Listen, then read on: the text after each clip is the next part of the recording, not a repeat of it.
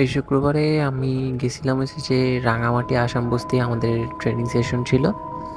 তো সকাল সকাল বাইরে গেছিলাম বঙ্গবন্ধু এভিনিউ হয়ে সোজা কাপ্তাই রোড ধরে দেন আস্তে আস্তে যাচ্ছিলাম। আসতে না অনেক তাড়াহুড়োয় যাচ্ছিলাম কারণ আমার লেট হয়ে গেছে অনেক। আমি একটু লেট করে বেরিয়েছিলাম, বাকি টিমেরা সবাই আগে আগে গেছে গা। আজকে মূলত একটু পিকনিক ছিল। পিকনিক বলতে আমাদের এফএনএফ এর ছোট একটা মিট আপ ছিল। তো ঢাকা থেকে রাফাত ভাই আসছে, আর আরও একজন আসছে।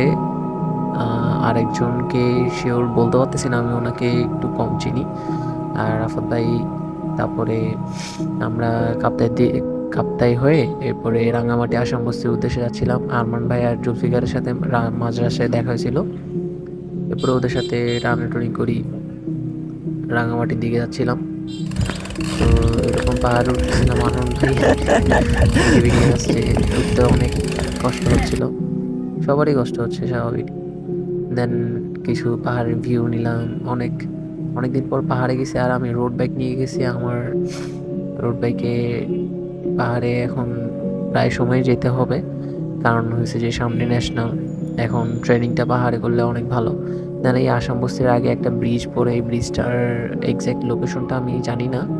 এখান থেকে লেকটা দেখা যায়, অনেক সুন্দর সুন্দর পানি আছে, পরিষ্কার পানি। তো মন চাচ্ছিল যে একটু গোসল করি, কিন্তু সময় ছিল না। দেন লেকের কিছু ভিউ টিউ নিয়ে আমরা ওখানে কিছু গ্রুপ ছবি তুলি।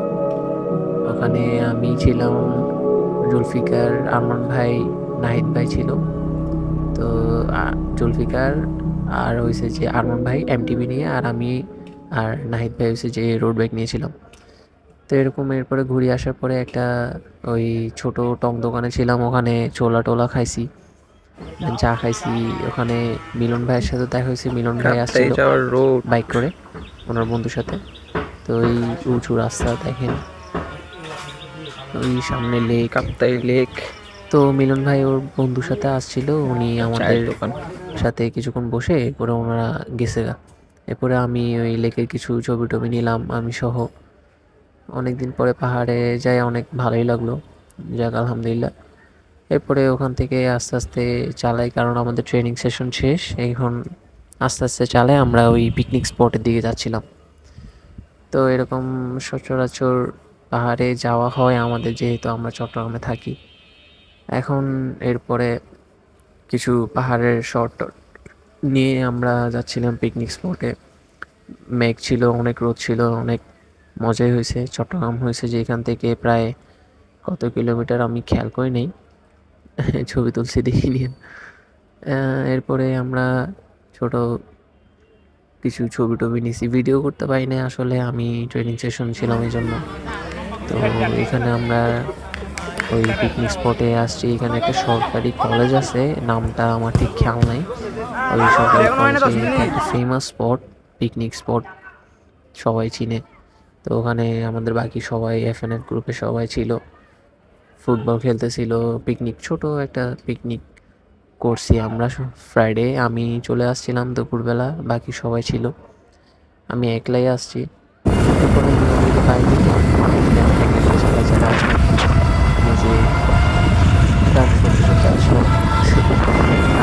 অবশ্যই কানে হেডফোন দিয়ে গাড়ি চালাবেন না। আমি আমার হেডফোন দিয়েছি কারণ আমার বাতাস ফ্লো করতেছিল কানে। আমার কানে একটু সমস্যা আছে, তো বাতাস ফ্লো হলে সমস্যা। আর আমি অবশ্যই গান শুনছি, কিন্তু অনেক স্লো, যাতে আমি গাড়ির শব্দ পাই পাশে দিয়ে যাওয়ার সময়, এরকমভাবে শুনছি। দেন ওখান থেকে আমি নামাজে ঠিক 7 মিনিট নাকি 8 মিনিট আগে বাসায় আসছি। এটা মানে আমার থেকে অবিশ্বাস্য লাগছে, অনেক তাড়াতাড়ি আসছি।